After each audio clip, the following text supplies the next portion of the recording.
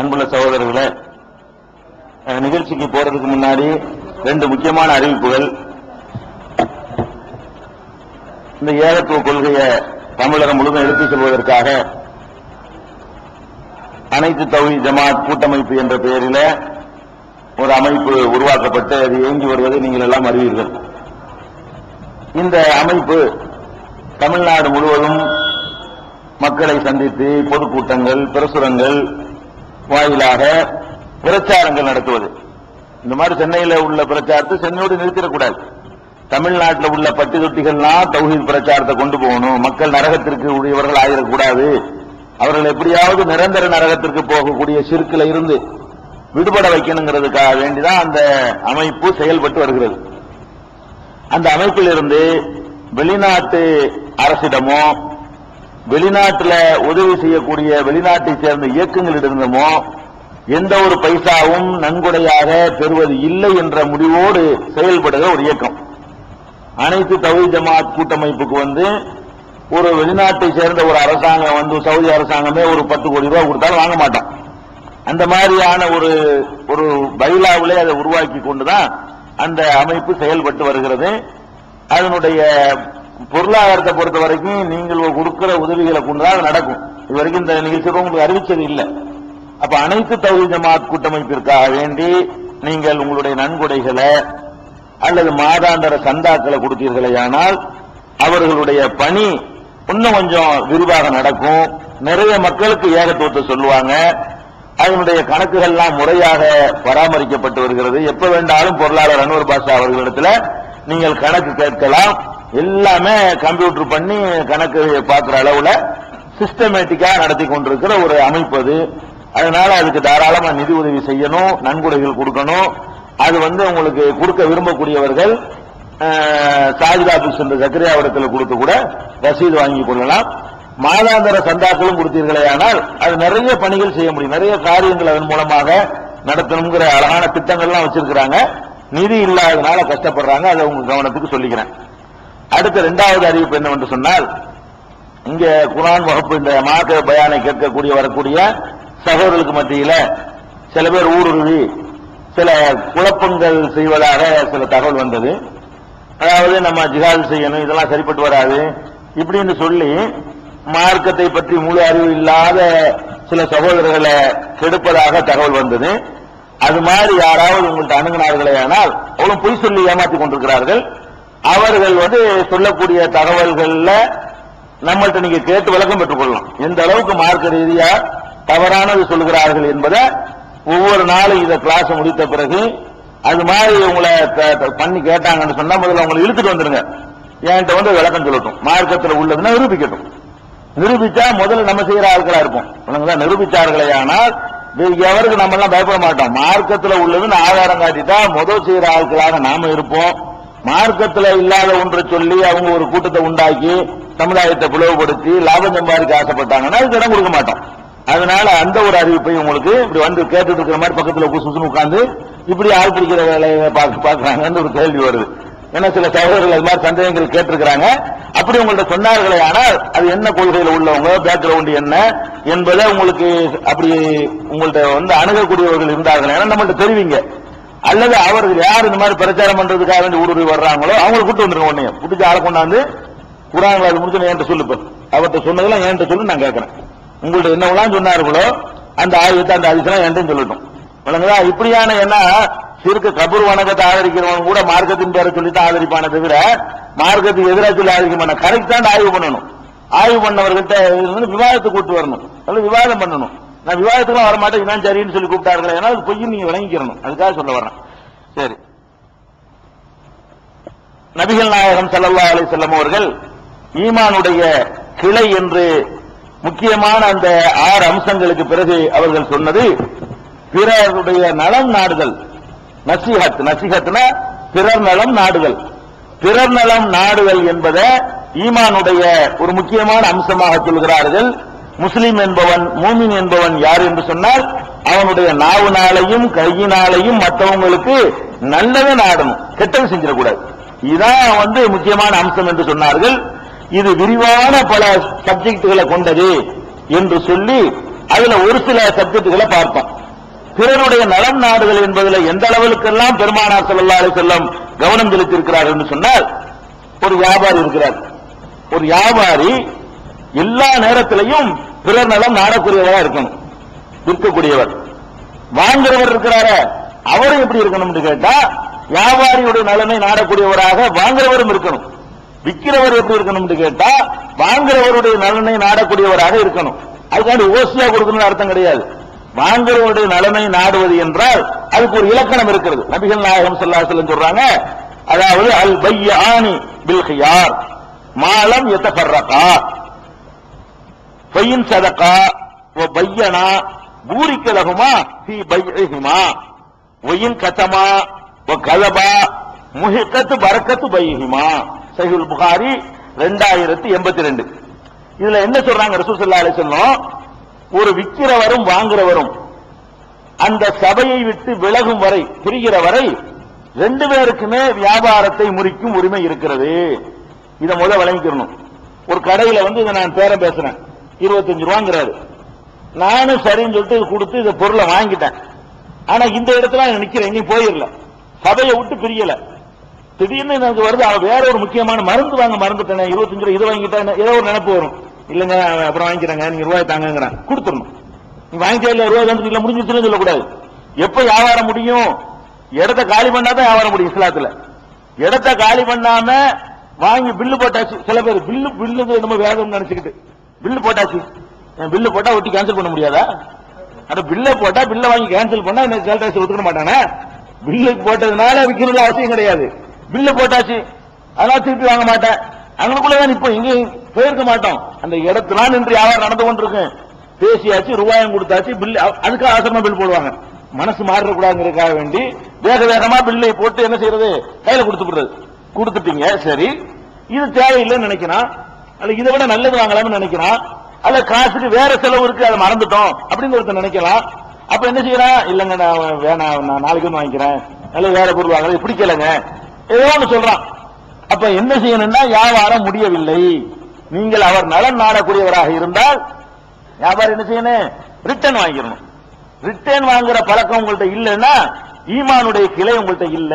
அவன் நலத்தை நீங்க நாடவில்லை, பிறருடைய நலத்தை என்ன செய்யல, இன்னொரு முஸ்லீமுடைய நலனை நீங்க நாடவில்லை. இது முஸ்லீம் வியாபாரிகள்கிட்ட உண்டா? பெரிய பெரிய கடைகள்ல இருந்து சின்ன கடை வரைக்கும் நீங்க கடைபிடிக்கிறீங்களா? நாங்க எப்படா பில்ல போட்ட முடிவு கிழிப்போங்கிறது காத்துக்கிட்டு இருந்து அவன் ஏமாந்தாலும் சரி இருந்தாலும் தலையில கட்டிடுறது. தலையில கட்டுறது அல்ல வியாபாரம். நீ சம்பாதிக்கலாம், லாபம் வைக்கலாம். 25 ரூபா போல 50 ரூபான்னு வித்து தொலைஞ்சிட்டு போ. உன்னை அதுலாம் இதெல்லாம் கேட்கல, நியாயம் லாபம் வைக்கிறதுல தப்பு கிடையாது. ஆனால் அவன் வேணுமா வேண்டாமா என்று கடையை விட்டு வெளியே போறதுக்குள்ள அவன் எத்தனை தடவை மாறலாம். எத்தனை தடவை மாறினாலும் ரிட்டர்ன் பண்ணாலும் நீ வாங்கிக்கணும். வாங்கிட்டு போயிட்டு வந்தா அது முடியாது, திருப்தி பண்ணி வாங்கிட்டு போயிட்டு வந்துட்டேன். ஏன் அப்படி சொல்றாங்கன்னு கேட்டா, போன அவன் இதை வாங்கிட்டு போன பிறகு இன்னொரு பார்த்து இதை கேட்டிருப்பான், இல்லைன்னு இருப்பாங்க, அப்படிலாம் ஏற்படும். வாங்கிட்டு போயிட்டாருன்னு சொன்னா போன பிறகு இதே சாமா இருக்கான்னு இன்னொருத்தர் கேட்டிருப்பாரு, இவர் இல்லைன்னு இருப்பாரு. நீ அவனுக்கு வேற ஆளுக்கு வைக்கிறது கருத்து இருக்கிற ஸ்பாட்ல நிக்கிற வரைக்கும் அவனுக்கு எந்த இடத்துல இதனால வரல. இடத்த காலி பண்ணிட்டேன்னு சொன்னா நீ அவனவனுக்கு இடைஞ்சல் பண்ணிட்ட. இப்ப யார் பக்கம் பந்து திருப்பது? இஸ்லாம் இவன் பக்கம் திருப்பது. நேற்று வாங்கிட்டு வந்து இன்னைக்கு கொண்டு கொடுக்க போறீங்க, இதை வாங்கணுங்கிற அவனுக்கு கட்டாயம் கிடையாது. அவனா மனதா பரிதாபப்பட்டு வாங்கினா தப்பு கிடையாது, அது ஒரு விஷயம். அவனா பார்த்து நேத்தன அவனை பரவாயில்லப்ப கஷ்டப்படுறதில்லைன்னு வாங்கிடலாம், அது பெருந்தன்மை. மார்க்க சட்டம் என்னன்னு கேட்டா, நீ நேற்று வாங்கியிருக்கிற, ஒரு நபரா வச்சிருக்கிற, அவன் இதை இன்னொரு ஆள்கிட்ட வித்திருப்பான், இது எவ்வளவு வேற மாதிரி ஆள்கிட்ட அவன் போயிருக்கும், ஒரு வியாபாரிக்கு நீ நஷ்டம் உண்டாக்குற, அதனால கூடாது. அப்ப நலன் நாடுவது என்பது விற்கிறவருக்கும் நலன் நாடுதல் இருக்கிறது, வாங்குறவருக்கும் நலன் நாடுதல் இருக்கிறது. அது எது வரைக்கும்னா சபையை விட்டு விலகிற வரைக்கும் உரிமை, ரெண்டு பேருக்கு உரிமை. அதுல என்ன செய்யலாம்னு கேட்டா, இப்ப நான் வியாபாரிக்கு என்ன உரிமை இருக்குது? வியாபாரி என்ன செய்யற, நான் 25 ரூபாய் கொண்டு வித்துட்டேன், நீங்க வாங்கிவிட்டீங்க. அப்புறம் எனக்கு ஞாபகம் வருது, இந்த நேற்று அவர் எடுத்து வைக்க சொன்னாரு, ஒண்ணுதானே இருக்குது, அவர் இன்னொருத்தர்ல பேசியிருந்தாரு மறந்துட்டமே அப்படின்னு ஞாபகம் வருது. அல்லது மேனேஜர் ஒண்ணு கணக்குள்ள சொல்றாரு, இல்ல முதலாளி வேற ஒரு ஆளோட ரூபாய் நான் முதல்ல வாங்கிட்டேங்கிறாரு, அந்த இடத்துல இந்த ஜாமான கொடு ரூபாய், ஜாமான கொடுத்தா ஒரு ரூபாய் இப்படி அவர் வாங்கிக்கிறணும். இடத்தை விட்டு பிரிகிறவுக்குள்ள இது ஒன் சைடான தீர்ப்பு அல்ல, ரெண்டு பேருக்கும் உள்ளது. ஒரு தரப்பான தீர்ப்பு இல்ல. வாங்குறவனுக்கும் நான் வாங்கிவிட்டேன், அதனால நீ திருப்பி கேட்க இயலாது, பில் வாங்கிட்டு இல்லப்பா கேட்க இயலாது. இடத்தை விட்டு விலகிற வரைக்கும் வித்தவரும் திருப்பி வாங்கிக் கொள்ளலாம், வாங்கினவரும் திருப்பி கொடுத்து விடலாம். அதை 2 பேரும் ஏற்றுக்கொள்ள வேண்டும். இது பிறர் நலம் நாடுவதில் உள்ள முக்கியமான அம்சம் என்று வியாபாரத்தில் பிறருடைய நலம் நாடப்படாது. பெரும்பாலும் வியாபாரம் என்பது அழகான ஒரு தொண்டு, ஒரு இபாதத்து, பெரிய சவாபி மர்மையில் அடையக்கூடிய காரியமா இருந்தாலும் அது அநியாயம் செய்யறது, கொள்ளையடிக்கிறதுக்குரியதா இன்னைக்கு மாறி போயிடுச்சு. அது வராம வியாபாரம் செய்து கொண்டு நல்லவர்களா வாழணும்னு ஆசைப்பட்ட ரசூல் ஸல்லல்லாஹு அலைஹி வஸல்லம் ஈமானுடைய கிளையில பிறர் நலம் நாடுவதில் எதெல்லாம் பிறர் நலனை பாதிக்குது இதெல்லாம் போட்டு கவனிக்கிறாங்க பாருங்க. உலகத்துல எவனா சொல்லியிருக்காங்க அந்த மாதிரி மார்க்கத்தை எல்லாம் இப்படி சொல்றாங்க பெருமானார் ஸல்லல்லாஹு அலைஹி வஸல்லம். இதை கவனிக்கணும். குறிப்பாக நான் குறிப்பிட்ட சொல்றேன், வருத்தப்பட்டாலும் சரி, பர்மா பஜார்ல உள்ள வியாபாரிகளுக்கு நான் சொல்றேன், வித்தவன அவன் தலையில கட்டினவன திருப்பி வாங்க மாட்டேன்னு அடம் பிடிக்கிற செய்திகள்லாம் பேப்பர்ல வருது. இஸ்லாத்துல இது கிடையாது. நீங்க அல்லாஹ்வை பயப்படுவர்களாக இருந்தால், அல்லாஹ்வுடைய ரசூலை மதிக்கிறவர்களாக இருந்தால், வாங்குறவனுக்கு இஸ்லாம் வழங்கின உரிமை நீங்க கொடுத்தாகணும். இல்லன்னா பரக்கத் செய்யப்படாத அல்லாஹ் ரசூல் ஸல்லல்லாஹு அலைஹி வஸல்லம் வருது. பரக்கத் எப்ப செய்யப்படும்? அல்லாஹ்வுடைய பரக்கத் இல்லாம என்ன ஆவணும், என்ன ஆகுறது? அதனால இவ்வளவு காலம் அப்ப நடந்து கொண்டு அறியாமையில செஞ்சால் தப்பு இல்லை. இவ்வளவு காலம் செஞ்சீங்களா பரவாயில்லை, உங்களுக்கு மார்க்க சொல்லவில்லை வேற மாதிரி சொல்லுன்னு தெரியும் பொழுது இப்ப இருந்து கடைபிடிக்க ஆரம்பிச்சீங்கன்னா பழையதெல்லாம் மன்னிச்சிருவோம். இப்ப இருந்தா கடைபிடிக்க இந்த நிமிஷத்துல இருந்தாவது வாங்கினது எப்ப வேண்டாலும் திருப்பி தந்தான்னு சொன்னா இடத்தை கடக்காமல் உங்களை இடத்தை விட்டு கடந்து போக மாலம் ஏத்த பர்றக்கா பிரிகிறதுக்குள்ள செய்தானையானால் நீங்கள் ரிட்டர்ன் வாங்கி கொள்ள வேண்டும். இது முக்கியம். அடுத்து சொல்றாங்க, 2 பேருமே நலம் நாடக்கூடியவர்களாக இருந்தால் உண்மையைத்தான் பேச வேண்டும். விற்கிறவன் உண்மையைத்தான் பேசணும், வாங்குறவன் உண்மையைத்தான் பேசணும். இது இருக்குதா? நாம பொய் சொல்வதில் அதிகமான இடம் வியாபாரத்துல தான். நம்ம போய் வியாபாரம் தான் போய் சொல்றாங்க இல்ல, நீங்களும் சொல்றீங்க வியாபாரத்தை போய் கேட்பீங்க 50 ரூபாமா, அந்த கடையில் 30 ரூபான்னு சொன்னாங்க. பொய் இல்லையா? எந்த கடையில் சொன்னாங்க? சொல்லி இருக்க மாட்டாங்க. இப்படி சொல்லி வாங்குறீங்களா இல்லையா? அட இது 30 ரூபாய்க்கு தாண்டி கேளுங்க, உங்க உரிமை இருக்குது. எனக்கு 30 ரூபாய்க்கு தான் வேணும்னு கேளுங்க, 10 ரூபாய்க்கு தான் வேணும், அதுதான் தகுதி இருக்குன்னு அதெல்லாம் உங்களுக்கு உரிமை இருக்குது. சும்மா ஓசையா கூட கேளுங்க, உங்களுக்கு உரிமை இருக்குது. அதெல்லாம் அது தப்பு கிடையாது. நீங்க என்ன செய்றீங்க? வாங்க போற ஆளு வியாபாரம் பொருளை வாங்க போறோம், பிடிச்சா இது 30 ரூபாய்க்கு அடுத்த கடையில சொல்றான்னு இதை சொல்ற உனக்கு அவசியமா? இது சொல்லி ஒரு பாவியன் ஆகணுமா? ஒரு பொருளை வாங்கிட்டு வரும்போதெல்லாம் பொய்யன் ஆகணுமா? நம்ம நிலைமை இப்படி என்ன ஆச்சுன்னு கேட்டா, ஒரு கடைக்கு போயிட்டு வந்தா பாவியா திரும்பி வரணும்.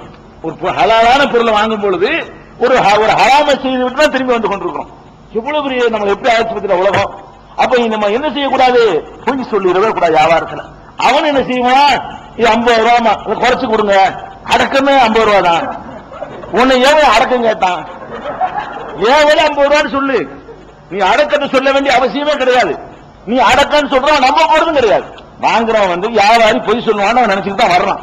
நீ 50 ரூபாய் இல்ல 30 ரூபாய் அடக்கம் சொன்னா நம்ப போறது இல்ல.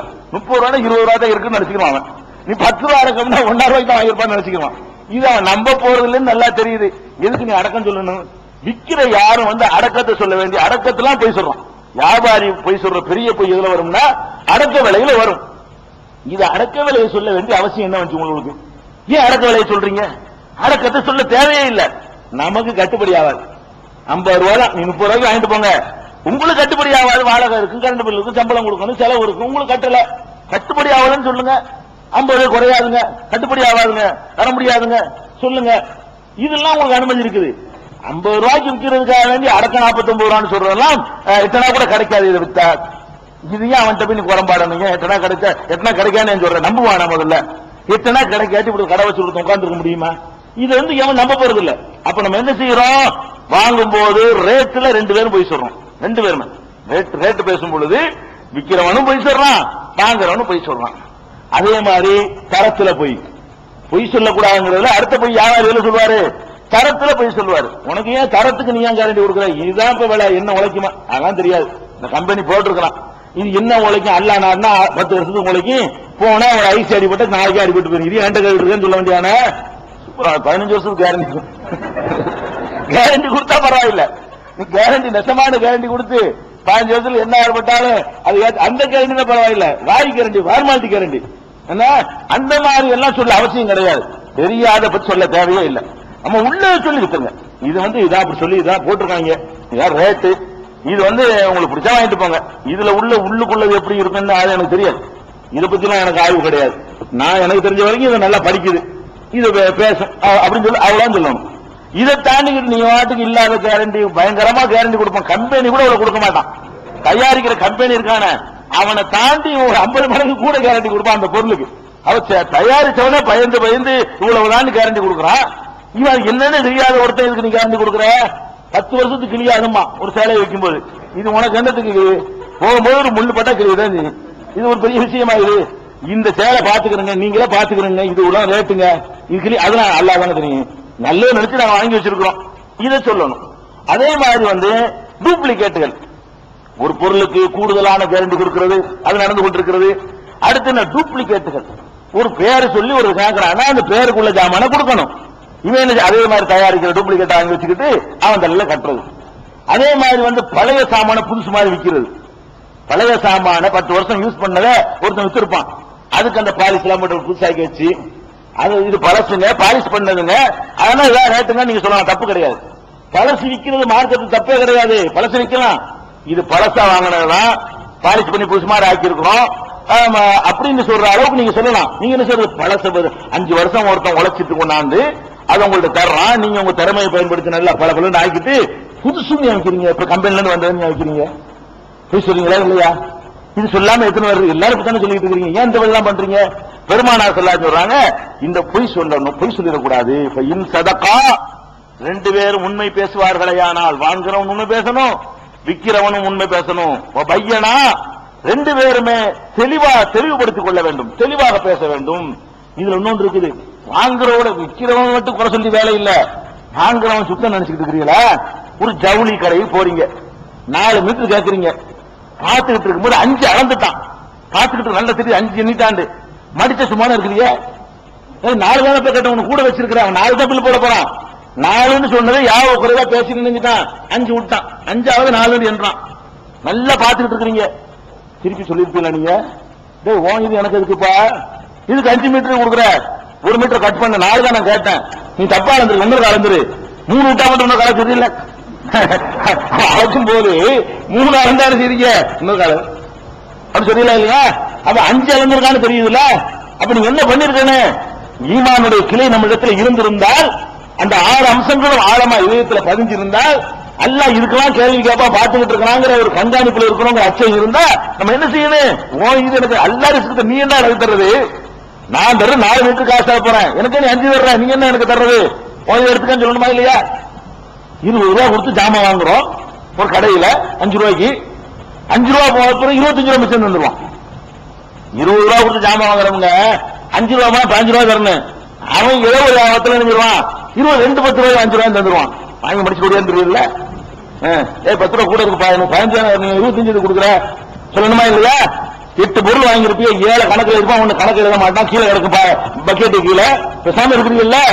அவனுக்கு தெரியல கவனக்குறைவு. ஒண்ணு கீழே போச்சுன்னா கீழே போன அவனுக்கு தான் அல்லா கொடுத்தான் உங்களுக்கு. சுப்ஹானல்லாஹ், டோட்டலா கெட்டு போயில்ல. நம்ம வியாபாரி குறைசலுக்கு என்ன தகுதி இருக்குங்கிற வாங்குற எல்லாத்தையும் இந்த புத்தி இல்ல. இந்த அற்பமான ஒரு பிளேடுக்காக வேண்டி, ஒரு ஊசிக்காக வேண்டி, ஒரு பேனாவுக்காக வேண்டி அல்லாஹ்ட்ட குற்றவாளி போய் நிக்கணுமா? இதெல்லாம் அல்லாஹ் கேள்வி கேட்க மாட்டானா? நம்முடைய அமலை பறிச்சு கொடுத்துட மாட்டானா? அவ வாங்க போறவன் அவ்வளவு நேர்மை இருக்கணும். முஸ்லிமா திறந்த வியாபாரிகள் வியாபாரம் செய்யறவர்களால் மட்டும் இஸ்லாம் வளராது. நீ நுகர்வோரா போற இடத்துல இஸ்லாம் வளரும். நீ நடக்கிற நேர்மை பார்த்துட்டு அவர் என்ன தர போறாரு? மருந்து கொடுத்தா அவர் திருப்பி தந்துட்டு போறாரு. அவரு சொல்லணுமா இல்லையா? இது இல்லையங்க, நம்ம மார்க்கெட் இல்லையங்க. எங்க ஊர்ல எல்லாம் இந்த கிழட்டு கட்டையெல்லாம் என்ன செய்யும், பொம்பளை கிழங்கு இதெல்லாம் கொண்டு வரும். பேசிட்டு இருக்கும் போதே ஒரு கட்டை எடுத்து ஒழிச்சிருவாங்க. முஸ்லிம் தாய்மார்கள் இந்த கிழங்கு கிராமத்தில் கஷ்டப்பட்டு இந்த பனங்கிழங்கு கீரை இதெல்லாம் கொண்டு வரும். 25-30 கட்டை வச்சு பொழைச்சு அதை பொழைக்கக்கூடியது. பேசிக்கிட்டு இருக்கும் போதே ஒரு கட்டு இப்படி போயிடும். பேசிட்டு ஒரு கட்டை விலைக்கு வாங்கிட்டு ஒரு கட்டு ஃப்ரீயா எடுத்துக்கிடுவாங்க. இதெல்லாம் நாங்க சின்ன பிள்ளையில தெருக்கள் நடக்கிற கூத்தெல்லாம் பார்த்து மனசுல பதிஞ்சிருக்கு. இப்பெல்லாம் செய்வாங்க முஸ்லீம் குடும்பங்கள் தான். முஸ்லீம் சமுதாயத்தில் உள்ள தாய்மார்களும் பெரியவர்களும் அது மாதிரி பெண்கள் திருடுற பெண்கள்லாம் இருக்காங்க. ஜவுளிக்கடல போய் சேலை எடுத்துக்கிட்டு இருக்கும் போத அவன் கவனிக்காம இருக்கும், டக்குனு போட்டுட்டு அந்த பையில போட்டுக்குவாங்க. அரிகந்த பையில இருந்து போர்த்தீஸ் பையில மாத்திருவாங்க. அவங்க போர்த்தீஸ்ல வாங்கினது அப்படிங்கிறதுக்காக வேண்டி. அப்ப இந்த மாதிரியான கூத்துக்கள்லாம் நடக்குது பாருங்க. எல்லாம் மன்னிக்கணும். மனித உரிமையில கைய வச்சீங்கன்னா அவ்வளவுதான். மனுஷனுடைய ஹராமான முறையில் இதெல்லாம் சேர்ந்தா நம்ம துவாக்கள் அங்கீகரிக்கப்படாது. எவ்வளவு கஷ்டத்துல கையெந்திருவீங்க, ஹராமும் உடம்புல ஓடிட்டு இருக்கிற எப்படி அல்லா துவா ஏத்துக்குருவான்? ஒரு கஷ்டத்துல கையேந்து அல்லாட்ட கெஞ்சுற நிலை வரும். அல்லாஹ் வந்து ஹராமான ரத்தம் ஓடுதான்னு பாப்பான். ஓடுது, ஒரு சேலை ஓடுது, ஒரு பேனா ஓடுது, 10 காசு ஹராம வந்து இருக்குன்னு நினைக்க மாட்டானா? தௌபா செய்து நீங்க திருந்திக்கிட்டு மாத்துங்க. இந்த மனநிலை ஒரு காலத்துல மட்டும் வரக்கூடாது. எவனுடைய 10 காசு நமக்கு வேண்டியதில்லை. நம்ம உழைக்கிறது நமக்கு ஒட்டினா போதும், அது நமக்கு ஹலால நம்ம உடம்புல சேர்ந்தா போதும். இந்த உணர்வு வரணும். பெருமானா ஸல்லல்லாஹு சொல்றாங்க, பையின் சதகா, 2 பேருமே உண்மை சொன்னார்களே ஆனால், ஓ பையனா, 2 பேருமே தெளிவுபடுத்துவார்களே ஆனால். என்ன தெளிவுபடுத்தணும்? ஒரு இப்போலாம் வந்து 5 ரூபா 2 ரூபா தாள்னா எந்த கண்டிஷனா இருந்தாலும் வாங்கிக்கலாம். இப்போ உள்ள காலத்துல ஒரு 5 வருஷத்துக்கு முன்னாடி அப்படி கிடையாது. கிழிஞ்சு வாங்க மாட்டாங்க. கிழிஞ்ச நோட்டு செய்ய மாட்டான். இப்ப 5 ரூபா நோட்டு அடிக்கிறது கிடையாது. ரோமன்ல 1 ரூபா 2 ரூபா நோட்டு அடிக்கிறது இல்ல. பழையதான் ரொட்டேஷன் ஆக வேண்டி இருக்குது. அதனால அது எழுதுவதற்கு அந்த செல்லாட்டை போட்டு ஒட்டப்பட்டாலும் துண்டு துண்டா கிழிச்சிருந்தாலும் அது என்ன இப்படி சுருட்டி கொண்டே கொடுத்தாலும் அதை வாங்கிக்கிறோம். நம்ம பாக்கெட்ல வச்சு அந்த அழுக்குகளுக்கு எல்லாம் சேர்த்து வெள்ள வெள்ள இந்த ட்ரெஸ்ல போட்டுக்கிறோம். செல்லுது இன்னைக்கு. இப்போ உள்ள இருக்கும். ஒரு 5 வருஷத்துக்கு முன்னால என்ன இருக்கு? கிழிஞ்ச நோட்டு இருக்கும். அதுக்காக என்ன செய்வாங்கன்னு கேட்டா, நல்ல ஒரு 10 நோட்டு கடையில் அதையும் வச்சு அவன் கொடுக்குறது. அவன் அது கிழிஞ்ச நோட்டு வாங்க மாட்டான்னு தெரியுது. அதை மாத்துறது கஷ்டம். பெரும்பாலும் சட்டப்படி செல்லும்னாலும் அதை மாத்துறது கஷ்டம்னு தெரியுது. அதுக்காக என்ன செய்வாங்க? இவனு அவன் வந்து பொருளை ஓட்ட பொருளை தந்து நல்லதுன்னு சொல்றாங்கிறம, நீ மட்டும் என்னங்கிற? நீனும் அந்த நோட்டுக்குள்ள அப்படி நல்ல நோட்டுக்குள்ள அப்படி வச்சு சொல்லி தானே விட்டு போயிடுற. அது முடிஞ்ச அவனுக்கு ஒரு ஏந்துறது. நீனும் சொல்லணும், 10 நோட்டு இருக்குது, ஒரு 5 ரூபாயில கிழிஞ்சு இருக்குது, விருப்பம்னு அதை சேர்த்து வாங்கிக்க. நீ சொல்லணும். கிழிஞ்ச நோட்டு ஒண்ணு கொடுத்தான்னு சொன்னா, கிழிஞ்ச நோட்டு இப்ப கொடுத்துன்னு சொல்ல தேவையில்லை. கிழிஞ்சிச்சு மேல வச்சு கொடுத்தாலும் வாங்கிடுவான். ஒரு இது சொல்றேன், சிலது வந்து தகுதியற்ற காசு அப்படின்னு தெரியுது. அப்படி இருக்குமே ஆனால் அது என்ன நினைச்சக்கூடாது, அதை வந்து சொல்லிடணும். இந்த மாதிரி ஒரு நோட்டு இருக்கு, இல்ல அது விருப்பம்னா நீ வாங்கிக்கலன்னா வேற கடையில் வாங்கிக்கணும். இது தெளிவுபடுத்தணும். இவனும் செய்யணும். அவன் என்ன செய்யணும்? அது சின்ன டேமேஜ் இருக்குது, அது சின்ன ஒரு கிழிச்சல் இருக்குது, அதுல ஒரு இது இருக்குது, நீ வந்து விருப்பம்னா வாங்கிக்கப்பா. இது கரெக்டான பொருள் இல்ல, இந்த பட்டன் ஒண்ணு விட்டு இருக்கு பாத்தியா, இது விட்டுதான் இருக்குது என்ற இல்ல, இது அதுக்குள்ள குறைச்சிக்க.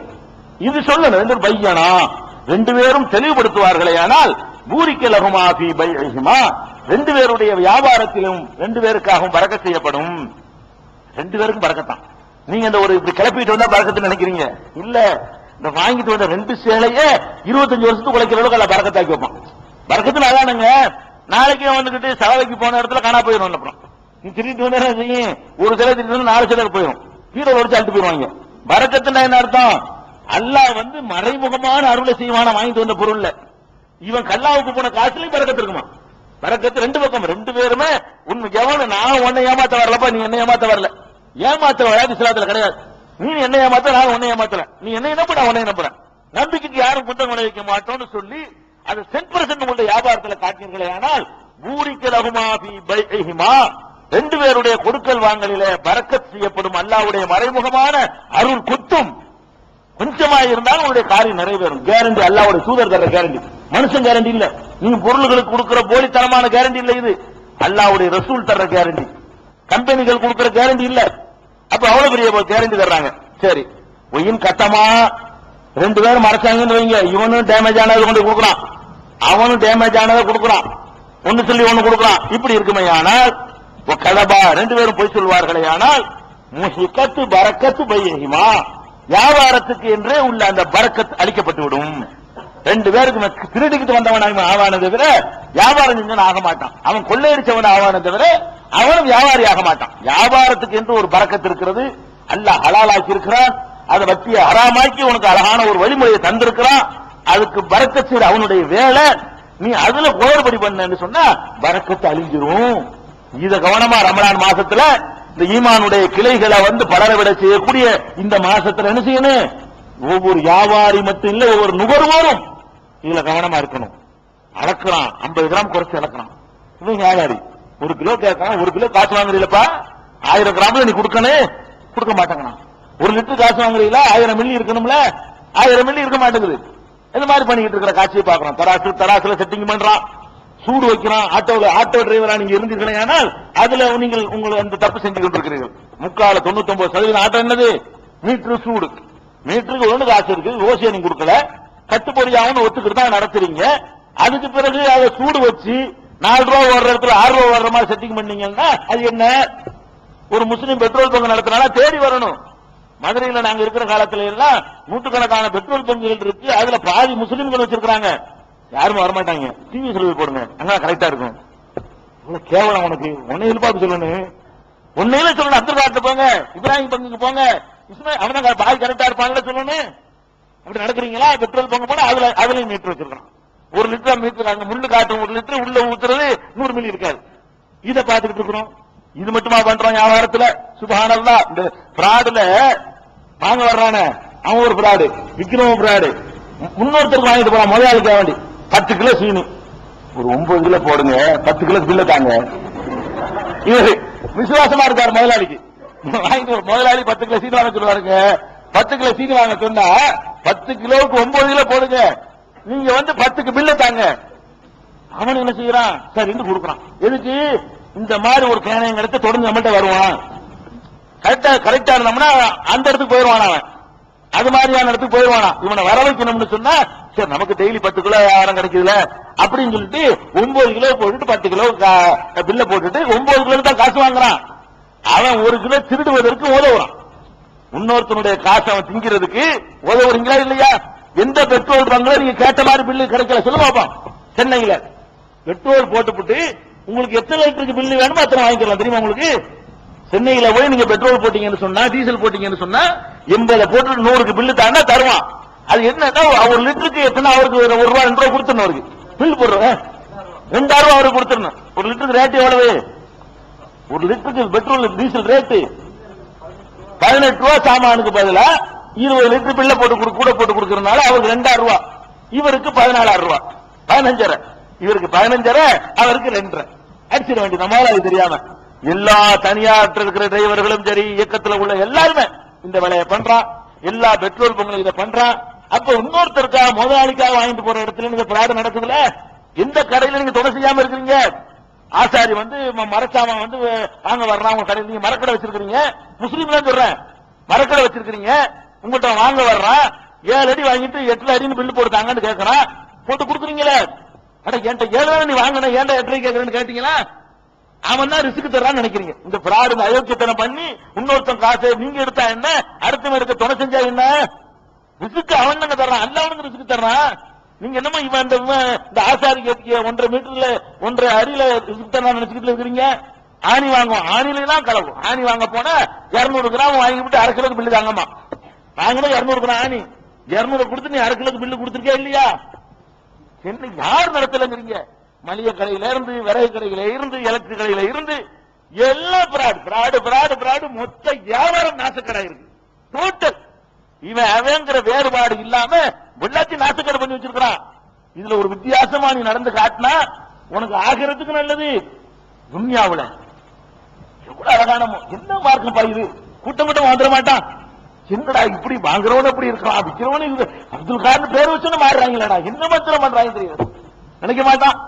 அப்ப நம்ம அல்லாஹ்வுக்கு பயப்படணும். இந்த பிராடுகளுக்கு துணை செஞ்சிடாதீங்க, பரக்கத்து இல்லாம போயிடும். உங்களுடைய வியாபாரத்துல அவன் ரிஸ்க் தர்றான்னு நினைச்சுக்கிட்டு இருக்கிறீங்க. நீங்க கரெக்டா நடந்து பாருங்க, அல்லாஹ் ரிஸ்க் தருவான். இது ஒரு கவனத்தில் வைத்துக் கொள்ள வேண்டும்.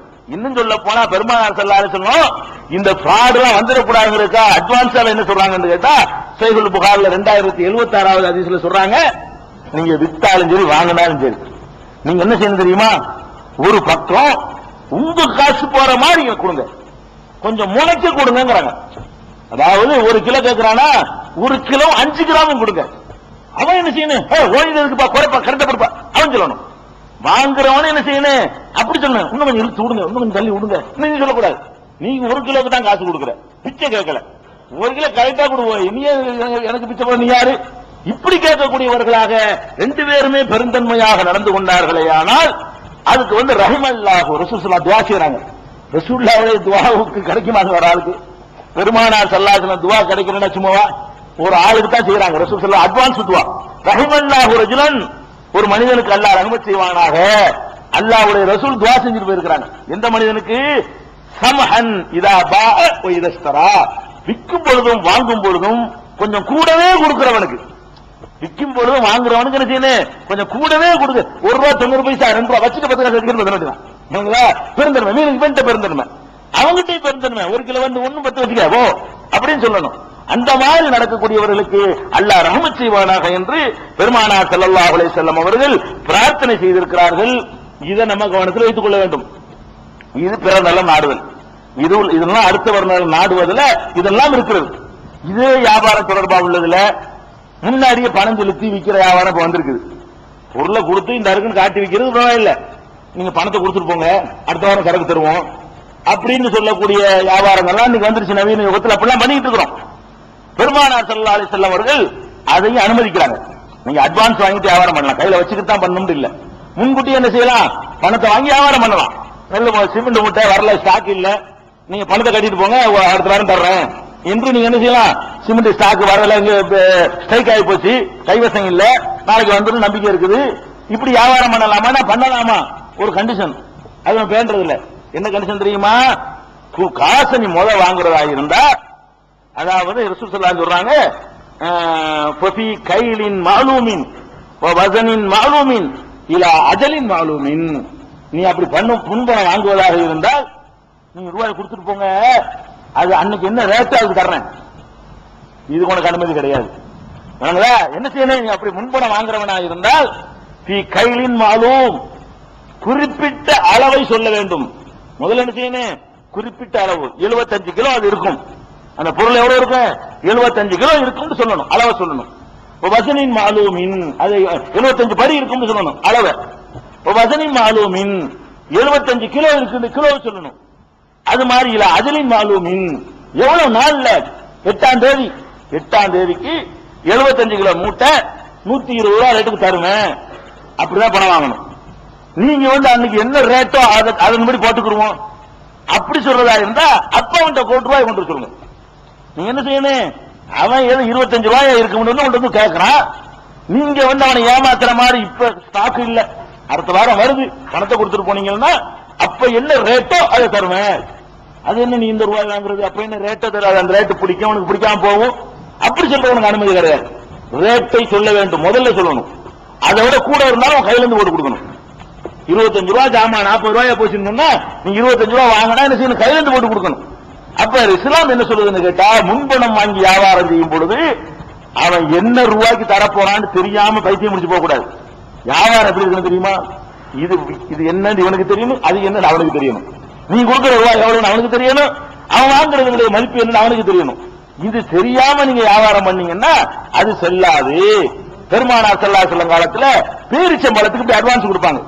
பேரிச்சம்பழம் வயல் வரப்பு தோட்டங்கள் வச்சிருப்பாங்க இல்லையா, தோப்புகள், பேரிச்சம் தோப்பு வச்சிருக்கிறவங்கள்ட்ட போய் கொஞ்சம் பணம் பத்தாம இருக்கும், ஒரு 2 ரூபாய் கேட்பாங்க, 2000 ரூபாய் கொடுங்க, பேரிச்சம்பழம் தந்துடுறேன் அப்படிம்பாங்க. எவ்வளவு தர்றது? அது பார்த்து தர்றேன், எவ்வளவு சொல்ல மாட்டாங்க, பார்த்து தர்றேன். இப்படி ஒரு பழக்கம் இருந்துட்டு. இப்ப என்ன செய்வாங்கன்னா 2000 ரூபாய்க்கு கொஞ்சம் கூட போட்டு அவன் 2000 ரூபாய்க்கு போட்டு கொடுப்பான், ஏதோ ஒன்று கொடுப்பான். பெருமானார் ஸல்லல்லாஹு அலைஹி வஸல்லம் இப்படி சொல்லக்கூடாது.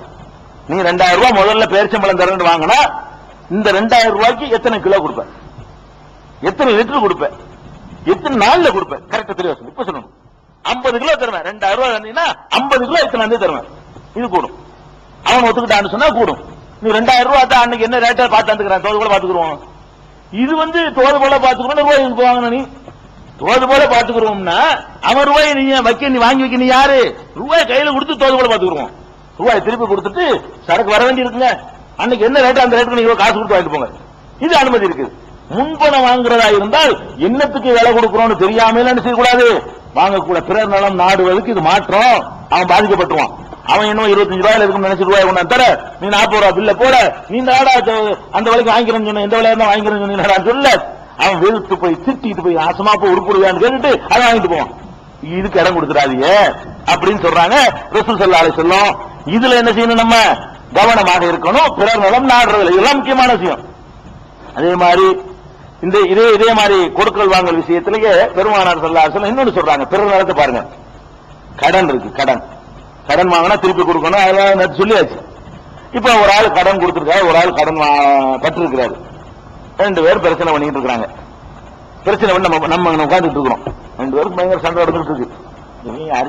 நமக்கு அடிச்சு தாவட்டும் இப்படி இருக்கமா இல்லையா? அப்படி இருக்கக்கூடாது. என்ன பண்ணணும்? இந்த மாதிரி ஒருவர் கடன் கொடுத்தவர், ஒருத்தர் கடன் வாங்கினவர், 2 பேருக்குள்ள விவகாரம் பிரச்சனை ஆச்சுன்னு சொன்னா, அதுல நமக்கு முடியும்னு சொன்னா, நாம் சொல்லி ஏதாவது செய்ய முடியும்னு சொன்னா, கடனாளிக்காக வேண்டி ரெக்கமெண்ட் பண்ணலாம், பரிந்துரை செய்யணும். இது ஒரு முஸ்லீமுடைய பிறர் நலன். 2 பேர் பேசி கொண்டு பாதிக்கப்படுறான் இல்லங்க, வாங்கின கடனை கொடுக்க முடியல. அதுக்காக இவன் நாயை போயிட்டு திட்டிட்டு இருக்கிறான். நம்ம பாக்குறோம், இவனுக்கு கண்டிப்பா கொடுக்க எல்லாம் நல்லா தெரியுது, இவனுக்கு விட்டு கொடுக்க முடியுங்கிறது தெரியுது. நம்ம போய் என்ன செய்யணும், தலையிட்டு என்னப்பா விஷயம், என்ன ஒன்று என்ன இருக்குன்னு சொல்ற, இப்படி கேட்டு என்ன செய்யணும், அதை சரி கட்டணும். எப்படி எல்லாம் சரி கட்டணும்னு கேட்டா, சஹீஹுல் புகாரியில 2418வது ஹதீஸ் நீங்க பார்க்கலாம். பெருமானார் ஸல்லல்லாஹு அலைஹி வஸல்லம் காலத்துல ஒரு 2 பேர் பள்ளிவாசல்ல கொடுத்த கடனை வாங்குறது சண்டை. பள்ளிவாசல்ல அவங்க தான் கடனுக்காண்டு ஒழிய மாட்டாங்களே, கடனை வாங்கிட்டோம்னா கடன் கொடுக்கறதுக்காண்டு பள்ளிவாசல் வராம ஒழிய மாட்டாங்க அவங்க. நம்ம கடனை வாங்கிட்டோம் இங்க ஒரு கடையில, அதுக்கு முன்னாடி அவன்கிட்ட வியாபாரம் பண்ணிட்டு இருப்போம். கடனை வாங்கிட்டு இப்படி சுத்திட்டு போயிருவோம். அவனுக்கு தான் விசுவாசமா நம்ம நடக்கணும். எவன் நம்ம கடன் தந்தானோ அவன்கிட்ட தான் போய் 2 ரிக்வெஸ்ட் பண்ணிக்கிட்டு விசுவாசமா அவன் வாங்கணும். கடன் தந்தக்கு நன்றி கடன் எப்படி செலுத்துவோம்னு கேட்டா, இவன் கடன் தந்துட்டான் கேட்பான், அதனால கடன் தராதவன் இருக்கான் அவன் போய் வாங்குவோம். எவ்வளவு பெரிய துரோகம் பத்தியில, எவ்வளவு நம்பி உனக்கு கடன் தந்தா ஒருத்தன், கடன் தந்திருக்கும் போது அவன்கிட்ட தர முடியலங்க, ஒரு வாரம் டைம் கொடுங்க, இது இப்ப உள்ள காசு வச்சிருக்கிறேன் அப்படின்னு சொன்னீங்கன்னா அது பெருந்தன்மை. கடன் கொடுத்தா 4 திட்டு வாங்கிக்க வேண்டியதான். நீ கடனும் தந்து நம்ம கஷ்டப்பட்ட நேரத்தில் ஒரு 1000 ரூபாய்க்கு உதவி செஞ்சவன மறந்துட்டு என்ன செய்யறது, எவன் கடனே தராம இருக்கிறானோ அவன் ஒழுங்கா வியாபாரம் பண்ணிக்கிட்டே இருக்கிறான் பாருங்க. அவனை தேடி போயிட்டு இருக்கான், அவன் கஸ்டமர் குறைய மாட்டேங்குது. கடன் கொடுத்தான்னு பாருங்களேன், கஸ்டமர் குறைஞ்சு போயிடும். கடன் கொடுத்தான்னு வைங்களேன், கஸ்டமர் குறைஞ்சு போயிருது. அப்ப எப்படி இந்த மனிதர்கள்ட்ட கடன் கொடுக்கணுங்கிற மனப்பான்மை இப்படி வியாபாரிட்ட வரும்? இந்த ஒரு கூத்து நடக்குது. சரி, பெருமானார் ஸல்லல்லாஹு அலைஹி வஸல்லம் காலத்துல கடன் வாங்கினா பள்ளியாசல் கரெக்டா வந்துட்டு இருப்பாங்க. கடன் கொடுத்தா திட்டினா வாங்கிடுவாங்க. நம்ம வாங்கின கடனை கொடுக்க முடியல, திட்டுறான், உரிமை இருக்குது. ஏன்னா ரசூல் ஸல்லல்லாஹு அலைஹி வஸல்லம் அவங்கள்ட்ட ஒருத்தர் கடன் கேட்கும்போது திட்டி விட்டாரு. ரசூல் ஸல்லல்லாஹு அலைஹி வஸல்லம் தமக்கு கடன் வாங்க மாட்டாங்க, தமக்காக வேண்டி. பெரும்பாலும் மக்களுக்கு மற்றவங்க உதவி கேட்டு வரும்போது யார்ட்ட கடன் வாங்கி கொடுத்துருவாங்க. கஷ்டப்படுறாங்க, ஒரு 10,000 ரூபாய் கொடுங்க அப்படின்றாங்க. அப்படி கொடுத்த கடனை கேட்டு ஒரு ஆள் கேட்கும்போது கடும் வார்த்தை யூஸ் பண்றாரு. சஹாபாக்களுக்கு அடிக்க போறாங்க. யாரை பத்தி என்ன வார்த்தை பேசுற என்ன அடிக்க போறாங்க, நிறுத்துறாங்க. நிறுத்து, என்ன அவனை பத்தி சத்தம் போடுற, கடன் கொடுத்துருக்கான்ல, இன்னலி சாஹிபில் ஹக்கி மக்காலன், கடன் கொடுத்தவனுக்கு சொல்ற உரிமை இருக்குப்பா, பேசி போறான். நான் வாங்கிட்டேன், என்ன இருந்தாலும் நான் சொன்ன டைத்துக்கு நான் கொடுக்கல, இல்ல அவன் கொடுத்தவன் நான் வாங்கினவன் தான் செய்வான், வாங்கிட வேண்டியதான். இதை வாங்கிட்டு இதுக்கு பயந்துகிட்டு போறதில்ல, நம்ம மூஞ்சி தலை காட்டுறது இல்ல. அப்ப எப்படி கடன் இன்னும் கொடுக்கறதுங்கிற நம்பிக்கை பெறணும். 4 பேருக்கு சொல்லி பாருங்க, நீங்க வாங்கின இடத்துல கொஞ்சம் இதா போச்சுங்க, நான் உங்கள்கிட்ட வாங்கிட்டு இருக்கிறேன், அதை எப்படி தந்துடுவேன் இப்படி சொல்லி பாருங்க. அவன் அப்படியே கொடுத்து வருவாங்க, நீங்க நினைக்கிற மாதிரி இல்ல, கொடுத்துருவான். கடனை வாங்கிட்டு நம்மள விட வந்துகிட்டு இருக்காங்க, என்ன இருந்தாலும் கடன் கேட்போன்னு கூட இல்லாம மட்டும் ஜாம் வாங்கிட்டு இருக்காங்க பாரு அப்படின்னு சொல்லி நீங்க தரவனை வச்சுக்க பாட்டுருவா. ஒரு கட்டத்துல நீ தரவே வேணாம், இனிமே உள்ள கடனை ரொக்கத்தை கொடுத்து வாங்கிட்டு போ அப்படி சொல்லிடுவான். இப்படி சண்டை போட்டுட்டு இருக்கும் போது பெருமானார் ஸல்லல்லாஹு அலைஹி வஸல்லம் வீட்டுல இருக்கிறாங்க. வீட்டுல இருக்கும் பொழுது அப்ப 2 பேரையும் நோக்கி வர்றாங்க. வீட்டுல இருக்கும்போது 2 பேரை நோக்கி வர்றாங்க. என்னப்பா என்ன சண்டை உங்களுக்குள்ள அப்படின்னு உடனே விவரம் சொல்றாங்க. எனக்கு ஒரு 1000 ரூபாய் தரணும், ரூபாய் வரல அதிசல, எனக்கு இவ்வளவு கடன் தரணும். நீ என்னப்பா சொல்றாங்க, என்ன உண்மை இல்லை, என்கிட்ட அவ்வளவு வசதி இல்ல, இல்லாத இடத்துல கேட்கிறாரு, இப்படி பேசினது. ரசூல் ஸல்லல்லாஹு அலைஹி வஸல்லம் இவருடைய பொருளாதார என்னன்னு விசாரிச்சுக்கிட்டாங்க. இவரையும் விசாரிச்சுக்கிட்டாங்க. இந்த ஆளு கொடுக்க முடியாது, 1000 ரூபாய் கடன் வாங்கிட்டாரு, ஒரு 500 ரூபாய் தான் இவர் கொடுக்க வேணும். உடனே ரசூல் ஸல்லல்லாஹு அலைஹி வஸல்லம் சொல்றாங்க, இந்தாப்பா உனக்கு கடன் வேணாம், தர இல்ல வேணும்னா பாதிய தள்ளுபடி பண்ணி விட்டுறியா நீ கேட்கறாங்க. 1000 ரூபாய் கால 500 ரூபாய் வாங்கிக்கிறியா அப்படிங்கிறாங்க. இதுல என்னன்னு பாருங்க, பின்னாடி அடுத்துங்க அங்க என்ன மாசம் வருது, பாத்ரூம் இல்லையா? சரி, இதையா அதை எடுத்துக்கணும். சரி, அப்ப ரசூல் ஸல்லல்லாஹு சொல்றாங்க, நீ பாதியை தள்ளுபடி பண்ணிடுறியா கேக்குறாங்க. சரிங்க, பாதியா தர சொல்லுங்க. அவர்கிட்ட கேட்கறாங்க, இந்தப்பா பாதி கொடுத்துறியா, கொடுத்துடுறேன். அவங்களுக்குள்ள அதை முடிச்சு விட்டுறாங்க. ரசூல் ஸல்லல்லாஹு அலைஹி வஸல்லம் கடன் சொன்னா கொடுத்துட்டோம்னு சொன்னா கொடுத்தான் வாங்கலாம் நிக்க கூடாது. வாங்குறவன்ட்ட உள்ள சக்தி தகுந்தவாறு சரி, அவன்கிட்ட இல்ல என்ன செய்ய சொல்ற, 500 ரூபாய் தரையில வாங்கிட்டு கதையை முடிச்சு கொடுப்பா, பிரச்சனையை முடி, ஒருத்தர் பாதியாவாதீங்க என்று வேலை ஆனா தலையிட்டு ரசூல் ஸல்லல்லாஹு அலைஹி வஸல்லம் இதுக்கு ஒரு தீர்வு காண்றாங்க. இதுவும் பிறர் நாடுறதான். 2 பேர் பிரச்சனை நடந்துகிட்டு இருக்குதா, நம்மளா தீர்த்து வைக்க. இது கடனுக்கு மட்டும் இல்ல, கடன்ல இருந்து செய்யக்கூடிய படிப்பு என்னன்னு கேட்டா, சும்மாவே 2 பேர் சண்டை போட்டு இருக்கிறாங்க. நீங்க போய் தலையிட்டு அதை பேசினா சண்டை நிப்பாட்டிடலாம் என்று இருக்குது. சில இடத்துல போனா உங்களை ஒரு குத்துவான் இருக்கு, அதுக்கு நீங்க யோசிச்சு முடிவு பண்ணிக்கிறீங்க. அது கட்டாயம் கிடையாது. உங்களுக்கு நீங்க சொன்னா அவங்களுக்குள்ள அந்த சண்டை நிக்கும், உங்களுக்கு ஒரு செல்வாக்கு இருக்கு, உங்களுக்கு ஒரு மரியாதை இருக்குன்னு வைங்களேன். நீங்க 2 பேர் சண்டை போடுறாங்கன்னு போய்கிட்டே இருக்க கூடாது. என்ன விஷயம், எதுக்கு சண்டை போடுறீங்க, சரி போ பேசிக்கிறோம் அப்படி சொல்ற கடமை நமக்கு இருக்குது. அந்த மாதிரி நம்ம கண்ணு முன்னாடி நடக்குதுன்னு சொன்னா ரெண்டு பேருக்கு பிரச்சனைன்னு சொன்னா தீர்த்து வைப்பதும் அது பிறர் நலம் நாடுவது ஈமானுடைய கிளை. ரசூல் ஸல்லல்லாஹு அலைஹி வஸல்லம் தீர்த்து வச்சிருக்கிறாங்க. எதனால கிளைன்னு சொல்றோம்னா பெருமானார் ஸல்லல்லாஹு அலைஹி வஸல்லம் அவர்கள் ஈமானுடைய கிளையா இல்லாத ஒன்னையும் செய்ய மாட்டாங்க, தீர்த்து வச்சிருக்காங்க. இது மாதிரி இன்னொன்று இருக்குது நம்மள்ட்ட. இந்த குடுக்கல் வாங்குற காசு விஷயமா வருது. பிறர் நலம் நாடுவது காசு மட்டும் இல்ல, வேற எல்லாம் இருக்குது. இப்ப நம்ம சொல்லிட்டு வர்ற 2 நாளா சொல்லிட்டு வர்றது பொருளாதார ரீதியான சமாச்சாரங்கள்ல நம்ம எப்படி பிறர் நலம் நாடுவதுங்கிறது தான் பாத்துக்கிட்டு வர்றோம். பொருளாதாரம் இல்லாம பிறர் நலம் நாடுறதுலாம் நிறைய இருக்குது. அது அடுத்து வருவோம். தெருவுல ஒரு பொருள் கிடக்குது, கீழே நேற்று கூட சீட்டு எழுதி கேட்டாங்க. நம்ம அடுத்தவன் பொருள் ஆசைப்படக்கூடாது. வாஸ்தவம்னா கீழே கிடக்குது, ஒரு 1000 ரூபாய் நோட்டு கிடக்குது, ஒரு 2 பவுன் மோதிரம் கீழே கிடக்குது, சுத்தி கித்தி பாக்குறோம், யாரையும் காணா. இது என்ன செய்யறது, எடுத்துக்கலாமா, நம்மள வச்சுக்கலாமா அப்படிங்கிற மாதிரியான ஒரு சந்தேகம் நிறைய பேருக்கு இருக்குது. சந்தேகம் மட்டும் இல்ல, பெரும்பாலானவர்கள் நினைக்கிறாங்க எடுத்துக்கிறாங்க. பெரும்பாலான நினைக்கிறாங்கன்னு கேட்டா, அங்க யாரு அவன் விட்டு போயிட்டான், நம்ம கீழே கிடக்குது, எடுத்துக்கிறான், எடுத்துக்கிறது தப்பு இல்ல என்று நினைக்கிறார்கள். தப்பு தான் அது. இஸ்லாமிய மார்க்கத்துல அதுக்கு ஒரு சட்டம் இருக்கு. பிறர் நலம் நாடுவதில் அப்படி ஒரு மார்க்கம் பாருங்க. கீழே விட்டுட்டு போன தவற விட்ட பொருள்களுக்கும் கூட அதுக்கு ஒரு ரூல்ஸ் சொல்லி சட்டம் சொல்லி பிறர் நலனை நாடுவதில் எப்படி இருக்கு இந்த மார்க்கம் கேட்டா, ஒரு கிராமவாசி வர்றாரு. சஹீஹுல் புகாரியில 2427வது ஹதீஸ்ல நீங்க பார்க்கலாம். ஒரு கிராமவாசி நபி ஸல்லல்லாஹு அலைஹி வஸல்லம் எதுக்கு புகாரி மட்டும் நம்பர் சொல்றேன்னு கேட்டா விளங்கிக்கிறேன்னு, எல்லா ஹதீஸ் நூல்லையும் இருக்குது. புகாரியே சொல்ற காரணம் அது மட்டும் தான் தமிழ்ல வந்திருக்குது, நீங்க எடுத்து பாப்பீங்க. அதுக்கு தான். இல்லன்னா முஸ்லிம் இத்தனை நம்பர், திருமதி இத்தனை நம்பர், அபுதாபி இத்தனை நம்பர் சொல்லிட்டு இருப்பேன். எதுக்கு இதுல சொல்றேன்னு கேட்டா, இதுதான் தமிழ்ல வந்திருக்கு, நீங்க எடுத்து பாக்குறதுக்காக வேண்டி. அதனால புகாரிங்கிற புகாரி ஒருத்தரும் வாங்கி வைக்கணும், ஹதீஸ் ஒரு வீட்லயும் இருக்கணும், நீங்க நம்பர் பார்த்து தேடி எடுக்கணும். இவ்வளவுலாம் இருக்குங்க போது நீங்களா படிக்க ஆரம்பிக்கணும். இன்னொருத்தர் எங்களோடய நம்பிக்கிட்டு இருக்காம நீங்களா மார்க்கத்தை அறிய ஆரம்பிக்கணும். நீங்களாவே இதை பத்தி இஸ்லாம் என்ன சொல்லுது கருத்தி பார்த்து அறிஞ்சு ரசூலுல்லாஹ் சொல்லிட்டு அப்புறம் நான் சொல்றேன்னு இருக்குன்னு. ரசூலுல்லாஹ் இதான் ஜட்ஜ்மென்ட் சொன்ன பிறகு ஏங்க என்ன எதிர்பார்க்கறீங்க? அப்படி நிலைக்கு நீங்க வரணுங்கிறதுக்காகத்தான் இந்த நம்பர்கள் புகாரி நம்பர் சொல்லிட்டு ஒரு அர்த்தத்தோடு சொல்லிட்டு இருக்கிறோம். அது மாதிரி யூஸ் பண்ணுங்க. புகாரி எல்லாரும் வாங்கி வச்சிருக்கீங்களா? திருமதி போட்டிருக்க வாங்கிருக்கீங்களா? எதுக்கோ செலவு பண்ணுவீங்க, எதுக்கோ வேஸ்ட் வீணா போனது அம்புட்டுக்கும் செலவு பண்ணுவீங்க. ஒரு ஹதீஸ் கிதாபு வாழ்க்கை நெறிப்பு அல்லாஹ்வுடைய தூதர் நம்மளுக்கு பேசினது என்ன, அது ஹதீஸ்னா என்ன? அதை புஸ்தகத்தை செலவழிக்கிறீங்களா? ஒரு வருஷத்துக்கு நீங்க வாங்குற வார மாத பத்திரிகை செலவழிக்கிறதா 1000 புகாரி வாங்கலாம். அவ்வளவு செலவு பண்றீங்க. இந்த குப்பைகள், வதந்திகள், பொய்கள் எல்லாம் அவுத்து விடுறான, அதுக்கெல்லாம் செலவழிக்க நம்ம தயாரா இருக்கிறோம். சினிமாவுக்கு தயாரா இருக்கிறோம். எதுக்கு தயாரா இல்ல?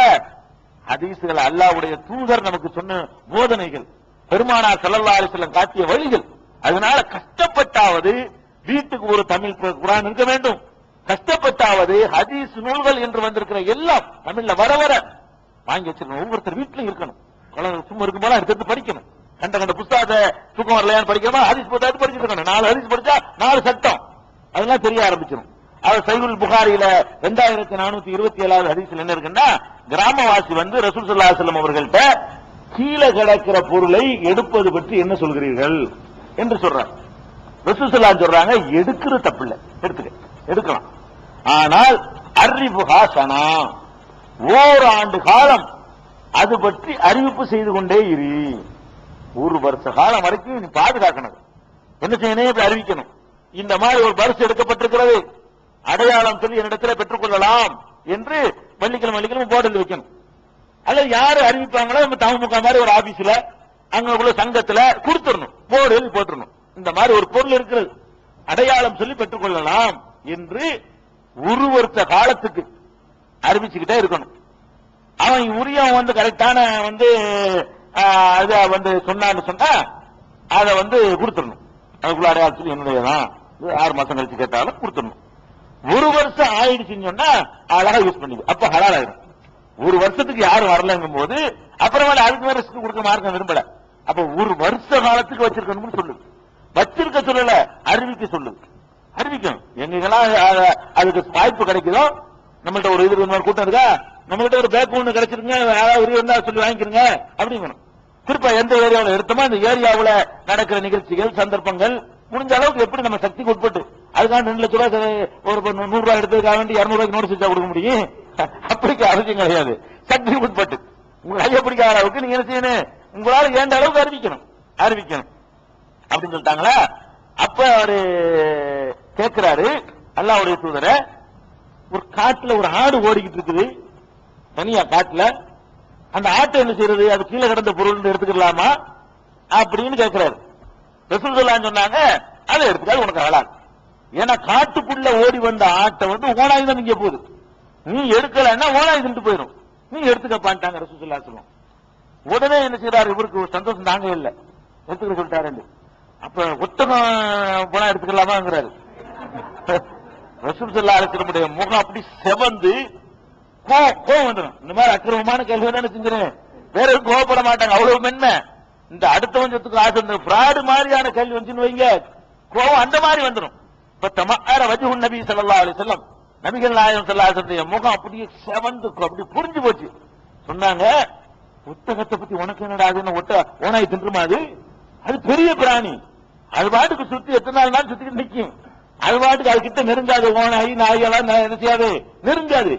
அவன் நல்லா ஜன்னா வீட்டுக்கார பிடிச்சுக்கிடுவான்.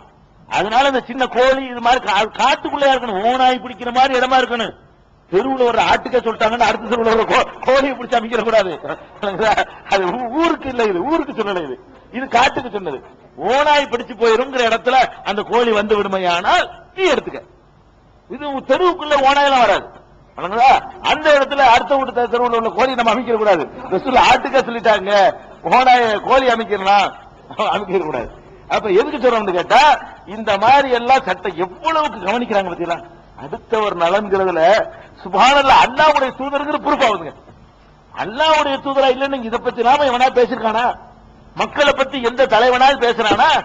வருமான அரசாங்கத்துக்கு வருதுன்னா கண்ணு கடத்துறான்னு பேசிட்டு வாங்கி. இப்ப ஆனா குடிச்சா என்ன, அவன் மூளை கெட்டு போயிருமே, மக்களுக்கு பாதிப்பு தானே, பின்னாடி போட்டு அடிப்பானே, தாயின் தாளம் தெரியாத விபச்சாரம் பெருகி போயிருமே, அவன் ஆண்மை இல்லாம போயிருவானே, அவுத்து போட்டு திருவிழா எவனா நினைக்கிறானா? ரோமன் நடத்துறவன் ஒரு தலைவனா இருக்கிறவன் நினைக்க மாட்டான், லாபத்துக்கு என்ன வேணாலும் செய்வான். இதையெல்லாம் பாக்குறாரு. கீழே கிடக்கிறது அம்மா சொல்றாத, கலந்து கொடுக்க எடுத்துறாத, தள்ளுபடி பண்ணிடு, இதையெல்லாமா அல்லாஹ்வுடைய மார்க்கமா இல்லைன்னா, அல்லாஹ்வுடைய தூதரா இல்லைன்னா அந்த அளவுக்கு இறைய செய்யலாம்னு சொல்லி இருக்க முடியாது. இந்த போதனைகளை பார்த்து பார்த்து அந்த அவங்க அல்லாஹ்வுடைய கன்ஃபார்ம் ஆகுது, வேற அர்த்தம் தேட வேண்டியதில்லை. சொன்னதுல தெரியுதுங்க, என்னவெல்லா சொல்றாரு பாருங்க. ஒரு 100% நேர்மையானால் மட்டும்தான் சொல்ல முடியும். இவ்வளவு கொஞ்சம் கொஞ்சம் கரெக்ட் இருந்தா கூட சொல்ல மாட்டேன். அம்மா இதை சொன்ன அதை கேட்பான நம்மள்ட்ட. இதை பத்தி நான் எட்டனா திருடி இருந்தா நான் 100 ரூபாய் பத்தி பேச இயலாது. இதை கிட்ட நீ எட்டனா திருடின்னு கேட்டுவான்ல. இதையெல்லாம் ஒருத்தர் சொல்றாருன்னு சொன்ன அவருடைய வியாபாரம் அவ்வளவு சுத்தமா இருந்திருக்குது, அவருடைய கொடுக்கல் வாங்க ஒரு சுத்தம். ஒருத்தன் பல்லு போட்டு கேட்கல, நாக்கில பல்ல போட்டு அப்படி இருந்த ஒருத்தராலதான் இதெல்லாம் சொல்ல முடியும். இதெல்லாம் கீழே கிடந்தா கூட இருக்க மாட்டாரு அவர். நேற்று எடுத்திருந்தா சொல்ல முடியுமா? கேட்டிருக்க மாட்டாங்க. அப்ப அது கூட இருக்க மாட்டாரு. அப்படி ஒரு 100% சுத்தமான வாழ்க்கை நபிசல்லாத்துக்கு இதாச்சா. இதை சொல்றாங்க. இன்னொரு ஒரு கெட்ட பழகிறது நம்மள்ட்ட. உங்களுக்கு டவுன்ல உள்ள ஆளுக்கெல்லாம் தெரியாது, கிராமங்கள்ல எங்களுக்கு எல்லாம் தெரியும். என்ன செய்வாங்க தெரியுமா? கிராம பகுதிகளில் மாடு ஆறு அடுத்த வீட்டு மாடு ஆறு வருதுன்னு வைங்களேன், அது பாலை கறந்து குடிச்சிருவாங்க. ஆட்டை தான் திருடக்கூடாது, மாட்டை பாலகரத்துல இது சாதாரண. இதெல்லாம் கிராமங்கள்ல ரொம்ப சர்வசாதாரணமா செய்றாங்க. பிறருடைய மாடுகள், அவிழ்த்து விடப்பட்ட மாடுகள் ஒட்டகைகள்ல ரொம்ப பக்குவமா ஏமாத்திர செய்வார்கள். பால் கறந்து விடக்கூடிய பழக்கம் கிராமங்கள் இன்னைக்கு வரைக்கும்.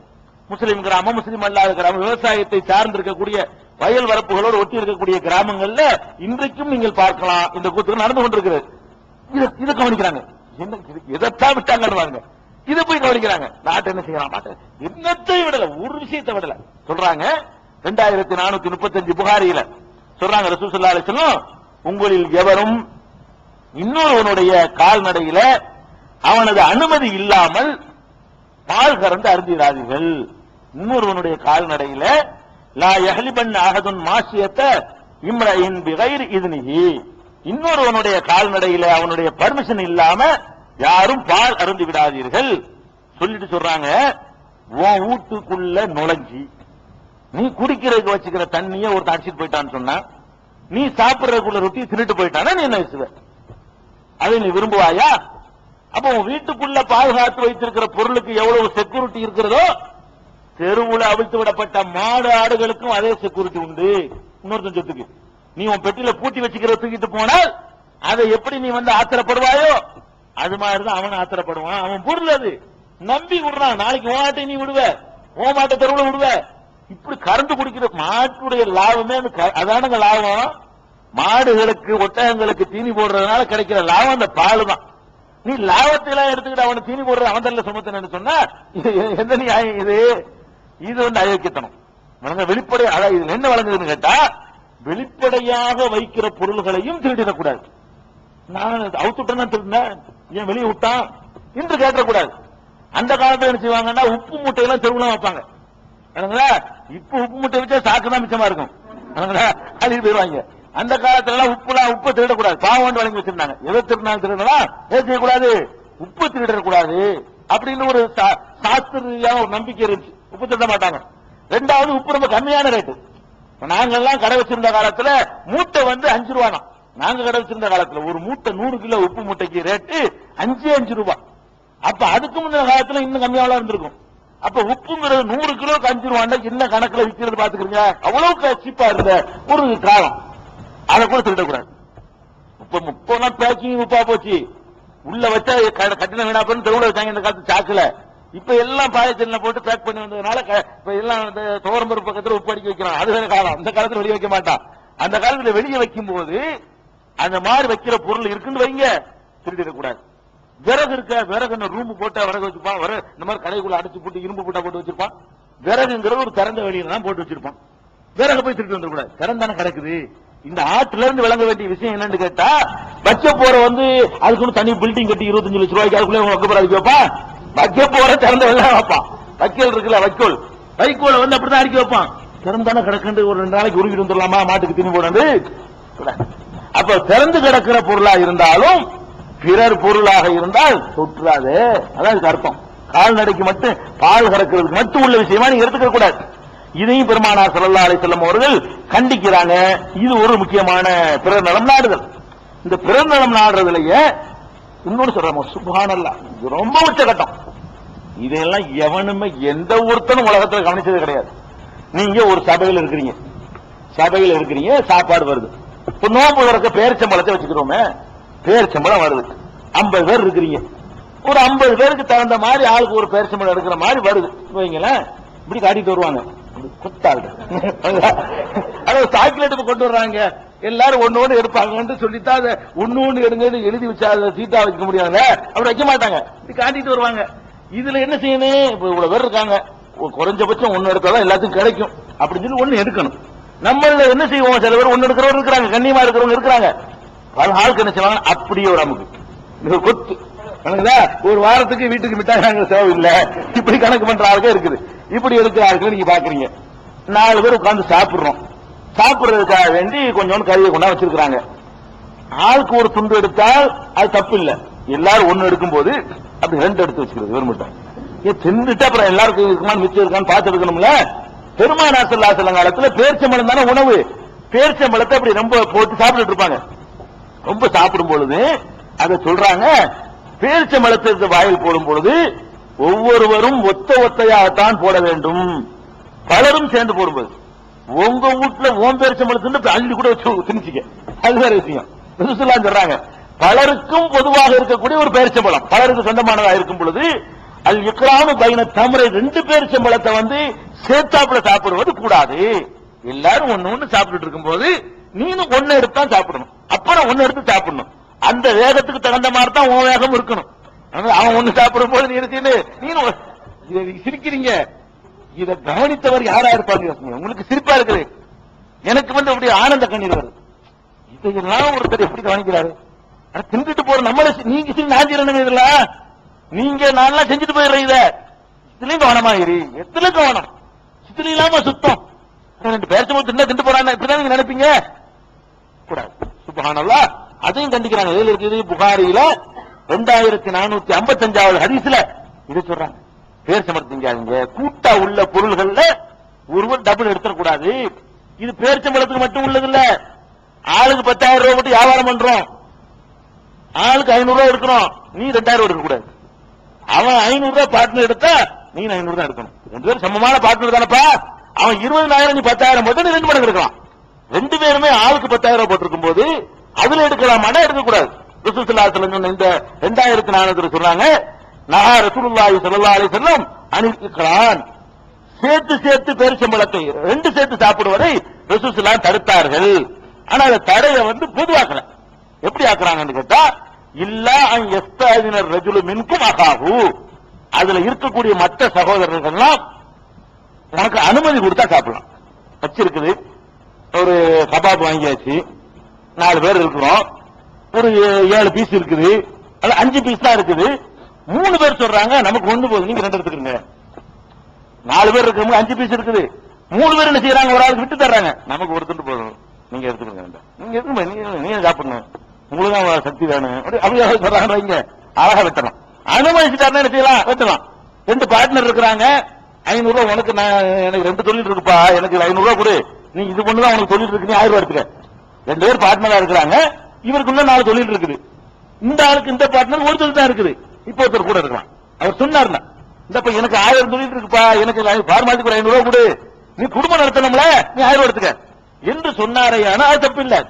அப்படி சொல்லாத வரைக்கும், அனுமதிக்காத வரைக்கும் சமமாக பங்காளிகள் சொந்த உடைமையா இருந்தாலும் சரி, ஒரு பொதுவுல எல்லாருக்கும் சொந்தமானதா இருந்தாலும் சரி, அதுகள்ல 2 டபுள் அடிச்சிடக்கூடாது. இதுல அசர்த்துமார்கள் நோம்புக்கு 2 கொட்டா குடிக்கிறாங்க. எப்படி எல்லாருக்கும் ஒரு கொட்டா தானே வைக்கிறாங்க. முத்துவள்ளி எனக்கு 2 தான் கேட்கிறாங்க. பச்சை பள்ளியில அக்கிரமம் நடக்குதுங்க. பள்ளி வாசல்ல எல்லாருக்கும் ஒரு கப்பு வைக்கிறாங்கன்னா, எல்லாருக்கும் ஒரு கப்புனா நீ ஒரு கப்பு வாங்கிக்க வேண்டியதானே. அதுங்க நீங்க எனக்கு மட்டும் 2 அவருக்கு 2 முக்கியஸ்தவன் தலைவர் 2 செயலாளருக்கு 3 வாங்கிறீங்க, என்ன அர்த்தம்? பச்சை ஹராம் இல்லையா, அது மார்க்கத்துல தப்பு இல்லையா? அது பேரிச்சம்பழத்துக்கு சொல்றாங்க ரசூல் ஸல்லல்லாஹு அலைஹி வஸல்லம். அப்புறம் என்ன இது கொடுப்பாங்க பாருங்க, சீரணி, அந்த காலத்து 3 வீட்டு கொடுப்பாங்க, அடிப்படையே தப்பது. அந்த 3 வீட்டு கொடுக்கும் பொழுது அசரத்துக்கு 7 தள்ளி போடுவாங்க, அவருக்கு 7 பிரிச்சு போடுவாங்க அந்த காலத்துல. பாத்திருக்கீங்களா? இதெல்லாம் மார்க்கத்துல கூட எல்லாருக்கும் 1 நீ 1 வாங்கிட்டு போவோம். சபையில விநியோகிக்கக்கூடிய நேரத்துல அது மாதிரி தான் செய்யணும். இதுல இது மட்டும் அடங்காது. சபையில எல்லாம் பேரிச்சம்பழத்துக்கு எண்ணிக்கை சமமா இருக்கணும்னு சொன்னா மற்ற விநியோகம் என்ன இருக்கணும்? இன்னைக்கு பார்க்கிறோம், மார்க்க ரீதியாக நடத்தப்படுகிற நிகழ்ச்சிகள் ஒரு தப்லீக் இஸ்திமா நடக்குன்னு வைங்களேன். அது ஒரு நல்ல தொழுகை அழைப்பதற்காக வேண்டி நல்ல காரியம் செய்யறாங்க, சரி, நல்லதை பாராட்டணும். யார் செஞ்சாலும் தொழுகை கலைக்கிறாங்க, சொந்த காசு செலவு பண்றாங்க, மார்க்கத்தை சொல்றதுக்கு யார்த்தையும் அவங்க காசு இருக்கிறது இல்ல. இதுகள் எல்லாம் சில நல்ல விஷயங்களை பாராட்டிக்கிறோம். அதனுடைய இஸ்திமா ஒண்ணு நடத்தி சித்தமல்லிங்கிற பகுதியில் உதாரணத்துக்கு சொல்றேன். அவர்களே எந்த எப்படி ஆயிட்டா மத்தவங்க எப்படி நான் சொல்ல வரேன். அதுல இஸ்திமா நடக்கும் பொழுது, அதாவது ஏ கிரேடு சாப்பாடு, அதெல்லாம் ஹசரஜி மாதிரி ஆட்களுக்கு, அவர்களுக்கு அது விசேஷ சாப்பாட்டு வகை. ஒரு பொதுவான நிகழ்ச்சியில் அங்க நடக்க சாப்பாடு, அதுல ஏ பி சி 3 சாப்பாடு. உங்களை மாதிரி என்னைய மாதிரி ஆட்களுக்கு எல்லாம் அந்த சாதாரண சாம்பார் ஊத்தி விட்டுருவாங்க, அந்த சாப்பாடு. அங்க கொஞ்சம் நடுத்தர அசர்த்துமார்களுக்கு தலைவர்களுக்கு எல்லாம் அது ஒண்ணு.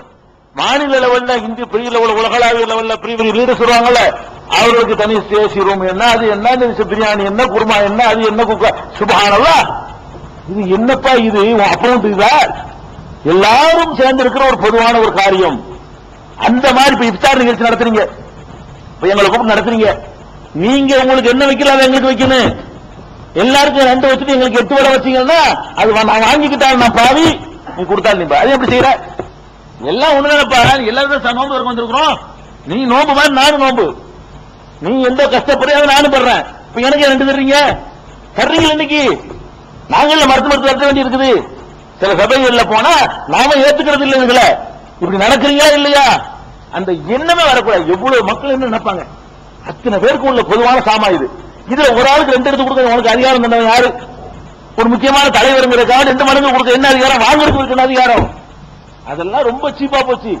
பொதுவான விஷயங்கள்ல தலைவர்கள் முக்கியஸ்தர்கள் சொன்னா பொதுமக்களுடைய எடுத்து டபுள் கொடுக்குறாரு. அவனை கொடுக்குறது என்ன? அதான் எனக்கு கொடுக்கணும் அவனுக்கு. இந்த மாதிரி ரசூல் ஸல்லல்லாஹு அலைஹி வஸல்லம் இப்படிதான் நடந்தாங்க, இப்படித்தான் நடக்கணும். இதெல்லாம் இவ்வளவு அறிஞர் ஒரு சின்ன சொல்லுதான்.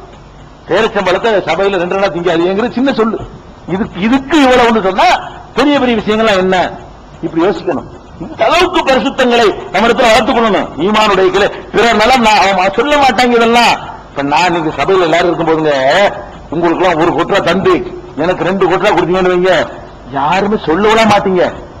ஒரே ஒருத்தன் பாப்பான், என்னோட அநியாயமா இருக்கு, நம்மளுக்கு பசி வயிறு இருக்கு, அவனுக்கு மட்டும் என்ன 2 நினைக்க மாட்டான். அந்த ஒருத்தன் அது போதுமே நம்மள நரகத்தில் கொண்டு தள்ளுறது பார்த்தா அது பத்தாது. அவன் தனக்கு அநீதி இழைக்கப்பட்ட ஒருத்தனை வச்சிருவான் இல்லைங்க. தவிர்த்துருங்க. தலைவர்கள் விரும்பாதீங்க. நீங்களும் அப்படியான திங்கிறதுல மரியாதை, பொது விஷயங்கள்ல அந்த மரியாதை கொடுத்துடக்கூடாது. சாப்பாடு விஷயம் உண்கிற விஷயத்துல எந்த பெரிய சபையா இருந்தாலும் எல்லாம் ஈக்குவல் தான். எந்த ஒரு பெரிய சபையா இருந்தாலும் சரி சமமா வச்சு நடத்துற சபைக்கு போங்க. உங்களை இன்சல்ட் பண்ற சபைக்கு போவாதீங்க, உங்களை மேலே வைக்கிற சபைக்கு போவாதீங்க. எல்லாம் ஈக்குவல் நடத்துவானா அதுக்கு நான் வர்றேன், நான் உனக்கு அடிமையா, அதுக்கு வரமாட்டேன். சுயமரியாதை விட்டுறாதீங்க. இது ஒரு முக்கியமான ஒரு விஷயம். அதே மாதிரி இன்னொன்னு, இதெல்லாம் கொடுக்கல் வாங்கல் விஷயம் தான். பாருங்க, நீங்க கொடுக்கல் வாங்கல வாங்குற 10,000 ரூபாய் மோசடி செய்யற அளவுக்கு உள்ள விஷயங்களை நீங்க மோசடி நினைச்சுக்கிட்டு இருக்கீங்க. அல்லாஹ்வுடைய தூதர் பேரிச்சம்பழத்தை திங்கிறத மோசடிங்கிறாங்க.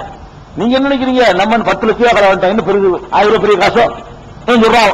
களவாண்டு திருடி போட்டு அல்லது கடன் வாங்கிவிட்டு 10,000 பெரிய காசோ, ஒரு பேரிச்சம்பழம் பெரிய காசுன்னு அர்த்தம். நீ 10,000 ரூபாய் பெருசுன்னு சொல்ற. நீ பலருக்கு சொந்தமா உனக்கு கூட இந்த பேரிச்சம்பழத்தில் பங்கு இருக்குன்னு சொல்ல போனா, பொதுமையில உனக்கு ஒரு பங்கு இருக்கு. உனக்கு பங்கு இருக்கிறதுலயே உனக்கு சேர்த்து இருக்க கூடாதுன்னு சொல்லக்கூடிய மார்க்கத்துல நீ கடனை வாங்கிட்டு என்ன கடனை கேட்கறான் சொல்றீங்களா இல்லையா? வாஸ்தவம் இளம் மாறாட்டி வேலை இல்ல. புனித ரமலான் நம்மளை இப்படிலாம் பக்குவப்படுத்தணும், வேற பிறவியா மாறிடணும். லல்லக்கும் தத்தக்குங்கிறான தக்குவா உடையவர்களாக நீங்க ஆகணும்னு ஆகணும், இந்த விஷயங்கள் ஆகணும். அதே மாதிரி பெருமானார் ஸல்லல்லாஹு அலைஹி வஸல்லம் இன்னொன்னு சொல்றாங்க, இந்த அபகரிக்கிறது, பங்காளிக்கு பங்காளி பண்ற அபகரிப்பு இருக்கிறது, சுப்ஹானல்லாஹ், இந்த சமுதாயத்தில் ரொம்ப ஜாஸ்தியா போச்சு. ஒரு சொத்து எங்க அத்தா விட்டுட்டு போயிட்டான்னு வைங்க, என்பவருக்கு சொந்தமானது. நான் என்ன செய்வேன், எந்த அளவுக்கு அவனுக்கு குறைச்சு கொடுத்து நான் ஒரு ஜானுக்கிட்ட அள்ளிக்கிற முடியும். ஒரே ஒரு ஜானுக்காக வேண்டிங்க, அண்ணனையும் பார்க்க மாட்டேங்கிறான், தம்பியையும் பார்க்க மாட்டேங்கிறான். ஒரே ஒரு ஜானுக்காக வேண்டி அண்ணனுக்கு தம்பி துரோகம் செய்யறான், தம்பிக்கு அண்ணன் துரோகம் செய்யறான். பாக்குறமா இல்லையா? ஒரு ஜான் நீளாத உனக்கு கூட பிறந்த தம்பி, கூட பிறந்த அண்ணன் விட்டு கொடுக்க மாட்டியா? ஏமாத்தி அபகரிக்கிற அதை சரியா கொடு. நீ விட்டு கொடுக்க வேணாம், அவனு விட்டு கொடுக்க வேணாம், சரியா கொடு. சொல்றாங்க, யார் ஒருவன் ஒரு ஜான் அளவுக்கு, புகாரில 2452வது ஹதீஸ், இன்னைக்கு யாராவது ஏமாற்றம் பண்ணி இருந்தால் கட்டிடத்தை இடிச்சுலாம் மாற்ற வேண்டியதில்லை, ரேட்டை போட்டாவது கொடுத்துருங்க. ஒரு ஜானுக்கு என்ன இன்னைக்கு ரேட்டு, இதை நான் எல்லையில வந்துருச்சுப்பா, இந்தா இப்படி வச்சுக்க. யாராவது செஞ்சு நீ பக்கத்து வீட்டுக்காரன் ஏமாத்தி இருந்தால், அல்லது அடுத்த ஆளுக்கு சொந்தமானதை எடுத்திருந்தால், சொந்தக்காரன் பங்காளிக்கு துரோகம் செஞ்சிருந்தால் பரிகாரம் காணணும். எவன் ஒருவன் ஒரு ஜான் அளவுக்கு ஒரு நிலத்தை தனக்கு சொந்தமாக்கிய அநியாயமா அபகரித்துக் கொள்கிறானோ அவனுக்கு 7 பூமி அளவுக்கு விலங்கு மாட்டப்படும். ஒரு ஜானுக்கு அல்லாஹ் கொடுக்கிற தண்டனை 7 பூமி அளவுக்கு கழுத்துல தொங்குவான். இப்ப எடுத்துட்டு போட பார்ப்போம். ஒரு ஜான் எடுத்ததுக்கு மொத்த பூமியோ 7 ஜான் அல்ல, இந்த ஒரு பூமியை உன் கழுத்துல மாட்டி விட்டா எடுத்துட்டு போவியா? அல்லாஹ் நாடு நடக்கும், அவனுக்கு முடியும், அவனுக்கு முடியும். இது இவ்வளவு கடுமையான எச்சரிக்கை ரசூலுல்லாஹி ஸல்லல்லாஹு அலைஹி வஸல்லம் பண்ணுகிறார்கள். அதனால என்ன செய்யக்கூடாது, இந்த மாதிரியான பொருட்கள் வாங்கல்களையும் நம்ம கவனமா இருக்கணும். பிற நலத்தை நாடணும், பங்காளி நலத்தை நாடணும். என்ன ஒரு ஜான் கேட்டா இது முன்ன பின்ன போய் என்ன போதில்லை, இந்த அளவுக்கு பெருந்தன்மை வரணும். இதெல்லாம் ஒரு 1000 ரூபாய் கொடுத்துருவான், இடம் தர மாட்டான். எப்படி இடம் விடுறது, இது ஒரு பெரிய பெட்ரூம் 300 அடி கூட கிடைக்கும்ல, இப்படின்னு கணக்கு பண்றான். உனக்கு உள்ளே கட்டிட்டு போங்க, அல்லாஹ்வுல பரக்கத் செய்யறவன் இதுக்கு மேல 1000 தருமா. இந்த மாதிரியான மனநிலை உள்ளவர்களாக நம்ம மாறணும். இன்னும் பொருளாதார சம்பந்தமாக பொருளாதாரத்தில் நம்ம எல்லாம் அவுட் ஆகிட்டு இருக்கோம். எல்லாம் எவ்வளவு அவுட் ஆகும் தெரியுமா? மத்தெல்லாம் கரெக்டா இருந்துருவோம். காசு வரும்போது மட்டும்தான் பல்க் அடிச்சிடும், திரண்டுரும். அதுக்காக அது சம்பந்தமா உள்ள பிற நாடுகள்ல கூடுதல் கவனம் செலுத்த வேண்டும். அடுத்து இதுல ஒரு சின்ன ஒரு சந்தேகம் என்ன வருதுன்னு கேட்டா, ஒரு கேள்வி வந்திருக்கு. கீழே கிடக்கும் பொருள் கெட்டு போகக்கூடியதாக இருந்தால் என்ன செய்வதுன்னு கேட்கிறாங்க. அதுக்கு ஒரு ஆட்டிலே பதில் இருக்கு. ஒரு ஆப்பிள் பழம் கீழே கிடக்குது, ஒரு வருஷத்துக்கு அறிவிக்க முடியுமா? ஆட்டுக்குட்டியவே என்ன செஞ்சுட்டாங்க, ஓனாய் பிடிச்சிருந்தா நீ எடுத்துக்கிட்டாங்க. அப்ப ஆப்பிள் பழத்தை போட்டு போனோம்னா யாருக்கும் யூஸ் ஆகாது, தின்றாங்க. அவன் இருக்கு, இதுக்கு போய் விவசாயம் வைக்க வேண்டியதில்லை. மாம்பழம் அதுக்கும் பொருளா இருக்கு, அது மாதிரியான பொருள் வீணா போயிரும் இருந்தா